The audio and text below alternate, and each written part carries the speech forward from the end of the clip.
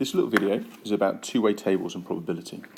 Here we have a two-way table, and the two things that we've collected data about is how people travel to school, so they either walked, public transport, car and bike, and whether they were male or female. This is the type of thing that you might see for a chi-square, but you can also look at it in terms of probability.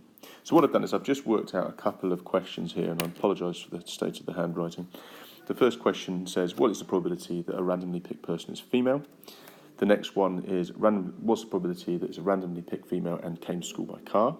The next is the probability they're male or they came to school by bike. And the last one is a female, and this is an interesting bit, given that they walk to school. So we're going to look at these different types of text, think about what that means. So if we just look at the first question, what's the probability that we randomly picked a female? So the random picking means that the total number of people we could have picked would have been 100. And the probability that of females, here, there are 48 females. Now, this question says the probability that there's female and they came to school by car. So it narrows down what we're looking at. So if we look along the female line and we look to where the car are, the number of people that came to school by car and were also female are only 14. Now again, it's a random selection. We haven't narrowed down who you're looking at, so it's still out of 100. Again, you could simplify these, you could write them as decimals. Now, this is an interesting one because it's an or question. Male or came to school by bike. Now, if you have a look down here, there are 52 males. And if you have a look here, there are 19 people that came to school by bike. So we could add those two together. However, there are a number of males that came to school by bike that we also need to take away. So we could take away the ones that did both. Now that would allow us to do a sum that combines those two different variables together.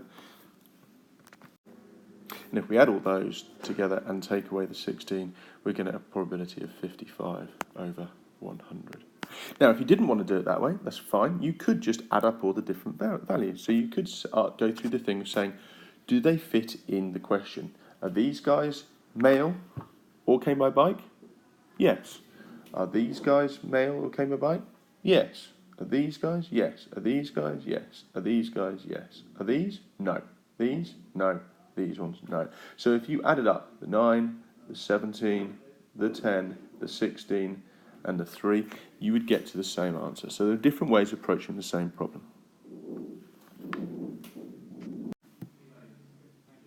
Now we have a different type of question. It's a given that question. Now this in an exam style question is going to be a more challenging question because they're going to ask you to use a formula. And we're going to look at the formula at a later point in time. But what I wanted to do is just to show you what it means.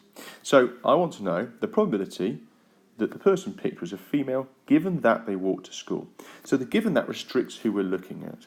How many people walked to school? Well, if we look at the two-way table, there were 27 people that walked to school. So now my probability reduces. It's only out of 27 people. And if we look at how many of those now were female, there are 18 females that walked to school. So, answering the question, what is the probability that we pick a female given that they walked? The answer is going to be 18 out of 27.